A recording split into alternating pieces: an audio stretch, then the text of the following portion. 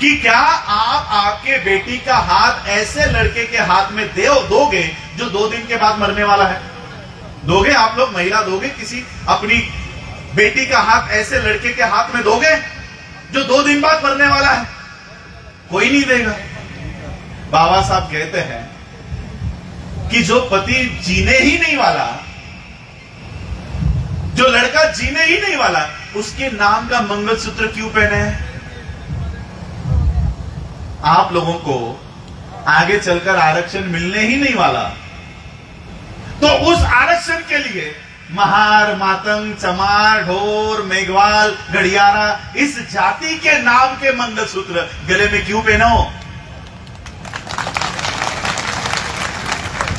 इस जाति के नाम के मंगलसूत्र क्यों पहन रहे हो जब इस जाति के नाम से तुमको कोई आरक्षण ही नहीं मिलने वाला, जब इस जाति के नाम से तुमको कोई बेनिफिट नहीं मिलने वाला, जब इस जाति के नाम से तुमको कोई नौकरी नहीं देने वाला, तो उस जाति के लॉकेट गले में टंगा कर क्यों घूम रहे हो?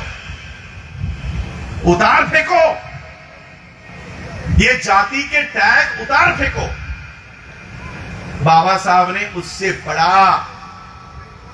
बड़ा लॉकेट आपके गले में डाला है। क्या?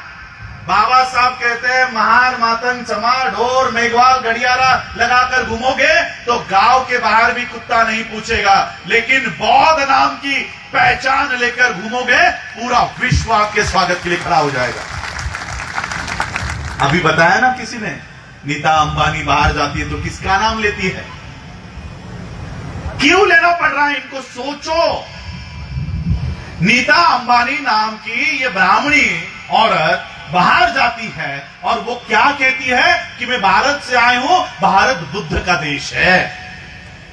उसे बुद्ध की ताकत मालूम है, तुम लोग कब समझोगे? उसे छोड़ो, देश का प्रधानमंत्री पूरा जीवन आरएसएस के लिए त्याग दिया, और आरएसएस ये कोई दूसरी संगठन नहीं है, ये आरएसएस सिर्फ बुद्धिज्म को खत्म करने के लिए खड़ी गई संस्था है। बुद्धिज्म क्या सिखाता है? भाईचारा, मैत्री, समानता, मानवता। हम सब इंसान हैं, कौन किस जाति का है, कौन किस धर्म का है, मुझे कोई लेना देना नहीं। वो भी इंसान है, मैं भी इंसान हूं। चाहे वो हिंदू है, चाहे वो मुसलमान है, चाहे वो क्रिश्चियन है, चाहे वो सिख है। अगर एक सुई में अगर उसको चुभाऊं तो उसको भी उतना ही दर्द होगा जितना मुझे होगा। ये भावना जिसमें निर्माण होती है, मेरे दृष्टि में वो बौद्ध है। बुद्धिज्म इसके ऊपर है कि सामने वाले को हिंदू मुसलमान मत समझो, इंसान समझो। हिंदू बनने से पहले, मुसलमान बनने से पहले, सिख बनने से पहले, क्रिश्चियन बनने से पहले इंसान बनो। ये बात तथागत बुद्ध समझाते हैं। बाबा साहब हमको जाते जाते ऐसे मैत्री कायम करने वाला धम्म देकर गए कि अपने आप को जाति के चश्मे से मत देखो, एक दूसरे को इंसानियत के नाते से देखो। ऐसे इंसानियत के धर्म को खत्म करने के लिए आरएसएस का जन्म हुआ। जो बंदा पूरा जीवन बुद्ध के धम्म को खत्म करने के लिए तैयार किया है, सोचिए उस आदमी को यह बोलना पड़ता है कि मैं भारत से आया हूं, भारत बुद्ध का देश है। उसके ऊपर कितना बड़ा आघात है जब वो ये बोल रहा है कि मैं बुद्ध की धरती से आया हूं। उसको ये बोलना पड़ रहा है, उसको ये ताकत मालूम है। हमारे लोगों को उन्होंने जातियों में बांट दिया और वो बुद्ध को लेकर भाग रहे हैं। अंबानी, अडानी, मोदी, योगी, ये सभी लोग बुद्ध को लेकर भाग रहे हैं और हमें ये ऐसे मार्ग पर व्यस्त करके रखे हुए। इसलिए अपने आप को बुद्धिज्म की इस राह पर लेकर आना हम लोगों को बहुत जरूरी है। राजस्थान की धरती में मैं देखता हूं कि धम्म का कारवा बहुत ही कम स्पीड में। मॉम्स यहां दिखाई नहीं देते, बंते जी यहां पर दिखाई नहीं देते। कल जब बंते जी मुझे लेने के लिए आए एयरपोर्ट पर, तो वो कह रहे थे कि आप आगे वाली सीट पे बैठो, मैं पीछे वाली सीट पे बैठता हूं, भीड़ में सभी के साथ बैठता हूं। तो मैंने कहा बंते जी किसी ने अगर इस तरह से हमें देखा कि मैं आगे वाली सीट पे बैठा हूं और बंते जी पीछे बैठे हुए हैं, बाहर प्रदेश के लोग हमें खड़ा भी नहीं करेंगे, कि बंते जी पीछे खड़े और हम लोग उपासक आगे आगे चल रहे हैं। हम बंते जी के बगल में भी बैठ नहीं सकते। जब भी मैं कुर्सियां सामान लगी होती है और जब ऐसी बारी आती कि बंते जी के बगल में बैठना है, तब मैं अपनी कुर्सी को थोड़ा सा पीछे सरकाता हूं। क्यों? क्योंकि वो हमारे धम्म गुरु है, उनका स्थान ऊपर है, हम उनके बगल में बैठ नहीं सकते। क्यों? क्योंकि उनका त्याग है, समर्पण है। सम्राट अशोका का नाम सुना है ना सबने? सम्राट अशोक राजा थे, राजा महल में रहा करते थे, बेटे प्रिंस थे, बच्चे प्रिंस थे, बेटी प्रिंसेस थी, युवराज थे। केवल बुद्ध के धम्म का प्रचार और प्रसार इस देश में हो, इसलिए एक राजा ने अपने बेटे और बेटी को धम्म के प्रचार और प्रसार के लिए दान में दे दिया। एक राजा ने। तुम लोग कोई राजा हो? कोई बैठा है यहां पर सम्राट अशोका के जितने संपत्ति रखने वाला कोई राजा महाराजा बैठा है? घर में 2 वक्त की रोटी नहीं होगी, लेकिन वो अपने बच्चे को धम्म का प्रचार प्रसार करने के लिए दान में देना नहीं चाहता। और वो बोलते समय कहेगा कि भारत बौद्धों में होना चाहिए, भारत में बौद्ध धर्म का प्रचार और प्रसार होना चाहिए, ये सबको लगता है। लेकिन मेरा बच्चा संघ में शामिल होकर धम्म का प्रचार नहीं करेगा। मैं बाबा साहब की बौद्ध धर्म की ये संस्था चलाता हूं। मुझे बहुत अच्छा लगा जब मैं बंते जी से जब बात कर रहा था, वो कह रहे थे कि मैं पीएचडी हूं, मैं लेक्चर्स लेता हूं। एज देखो उनकी। अगर इस तरह के बंते इस भारत में 100 भी तैयार हो गए, तो बाबा साहब ने दिया हुआ वचन कि मैं भारत को बौद्धमय करूंगा, ये ज्यादा दूर नहीं होगा। इस सपने को, इस संकल्प को हम पूरा कर सकते हैं अगर भंते जी से जैसे भंते इस देश में तैयार हो। हमको भंते के तौर पे कौन देते हैं पता है? भंते जी। आदमी रिटायर होने के बाद उसको ब्लड प्रेशर हो जाता है, डायबिटीज हो जाता है, स्पॉन्डिलिसिस हो जाता है, किडनी की बीमारियां आ जाती है, खून की बीमारियां आ जाती है, 4 पैदल चलने के बाद हफने लगता है। ऐसे लोग दे देते, जाओ ये लेके जाओ। धम्म के प्रचार प्रसार के लिए जो किसी काम का नहीं बचा वो हमको दे देते, चीवर पहना लेते, ला ये लेके चले जाओ। कैसे बढ़ने वाला है? मेरे परिवार में हम 2 भाई हैं। मेरा बड़ा भाई परिवार चलाता है, परिवार की देखभाल करता है। ये मेरे परिवार का नियोजन था कि मेरा एक बेटा अपने घर परिवार के लिए रखूंगा और एक बेटा बौद्ध धर्म के प्रचार और प्रसार के लिए रखूंगा। ये मेरे परिवार का नियोजन था। इसलिए आज मैं यहां पर आप लोगों के सामने बाबा साहब के बुद्धिस्ट मूवमेंट को बढ़ाने के लिए काम कर रहा हूं। जब तक ऐसा त्याग की भावना आप लोगों में ना हो, तब तक धम्म भारत में नहीं बढ़ सकता, भाईचारा कायम नहीं हो सकता। भारत के बाहर बाबा साहब ने इतने बड़े मंच से हमें जोड़ रखा है। मैं आपको एक मेरे जीवन का उदाहरण बताना चाहता हूं। मैं अनेक देशों के यूनाइटेड नेशंस के कॉन्फ्रेंसेस अटेंड करता हूं। यूनाइटेड नेशंस, जहां पर 125, 128, 130 देशों के प्रेसिडेंट्स आते हैं, प्राइम मिनिस्टर्स आते हैं, मिनिस्टर्स आते हैं। भारत की ओर से भारत के उपराष्ट्रपति आते हैं। मेरे फेसबुक वीडियोस देख लेना कभी। ऐसे लोगों के कॉन्फ्रेंसेस में मैं वहां पर होता हूं। बाबा साहब कितना बड़ा मंच देकर गए आप लोगों को पता है।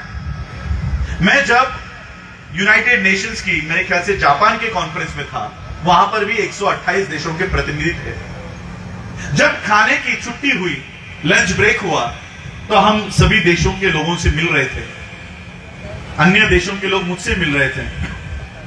चाइना के लोग हमारे पास आए और हमारे गले में आई कार्ड था, उस पर लिखा हुआ था इंडिया। हमसे पहचान करवाने के लिए उन्होंने बातचीत शुरू की और मुझे पूछा, विच कंट्री, कौन से देशों से आए हो, कौन से देश से आए हो? मैंने कहा इंडिया, भारत। पता है चाइना के लोगों ने क्या जवाब दिया? चाइना के लोगों ने कहा, ओ अंबेडकर इंडिया। आज भी भारत की पहचान मोदी का या गांधी के भारत से नहीं, बाबा साहब अंबेडकर जी के भारत से विश्व में होती। इतना बड़ा काम बाबा साहब हमारे लिए करके गए, लेकिन वहां पर हम नहीं जा रहे। हम वहां नहीं जा रहे। हम यहां पर मंदिरों के लाइनों में लगे पड़े, वहां पर लगे पड़े।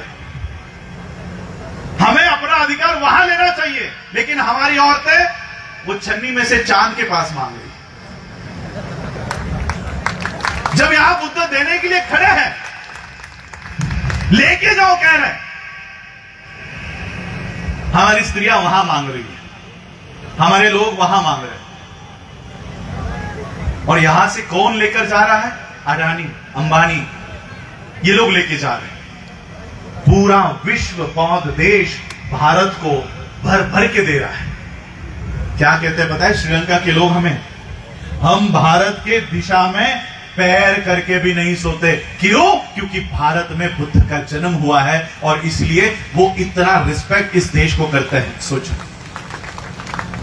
इतना मान और सम्मान हमें भारत को मिल रहा है, ये केवल बुद्ध की वजह से। और इस धम्म से बाबा साहब हमें जोड़कर चले गए, इस धम्म से हमें जोड़कर चले गए।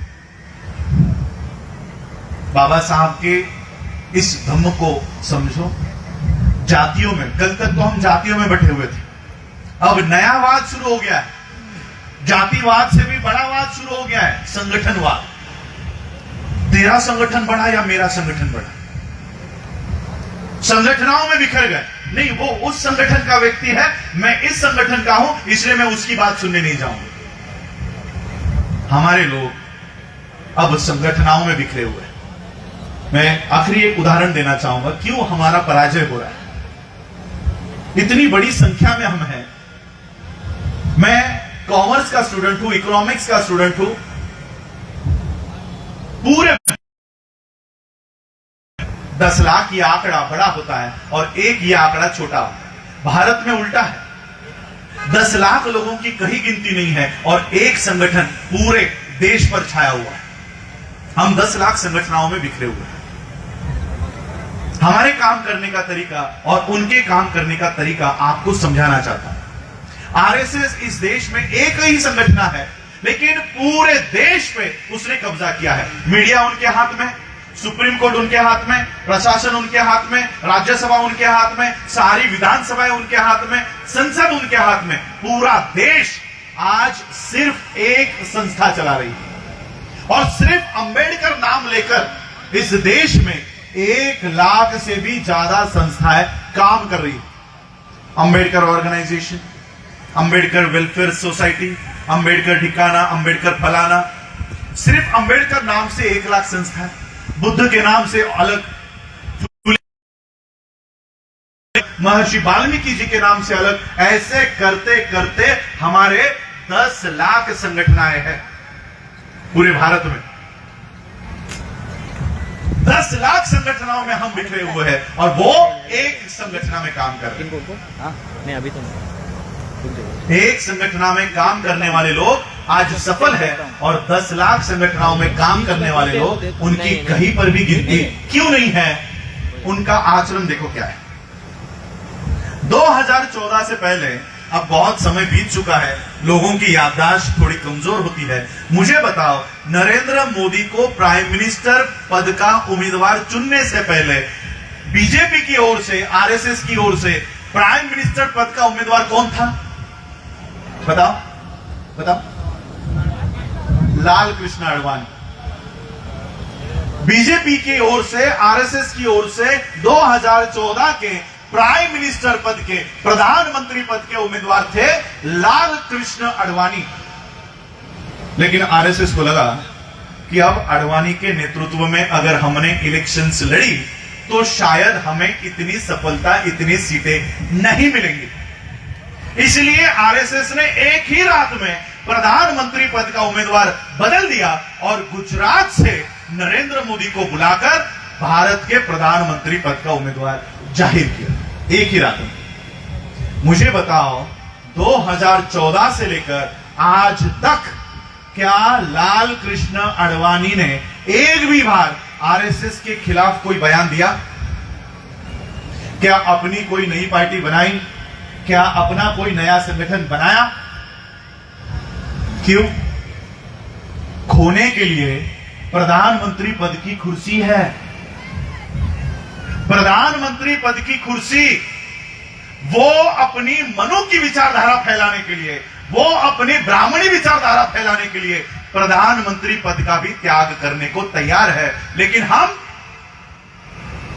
हमें तहसील का भी छोटा सा पद नहीं दिया गया ना, तो हम क्या करते हैं पता है? उस संगठन को छोड़ते हैं और नया संगठन बना लेते हैं। अगर आप चाहते हैं गरीब हर वंचित इंसान की आवाज आप तक पहुंचे तो हमारे चैनल को सब्सक्राइब करें और बेल आइकन का बटन दबाना ना भूलें। देखते रहिए बहुजन न्यूज।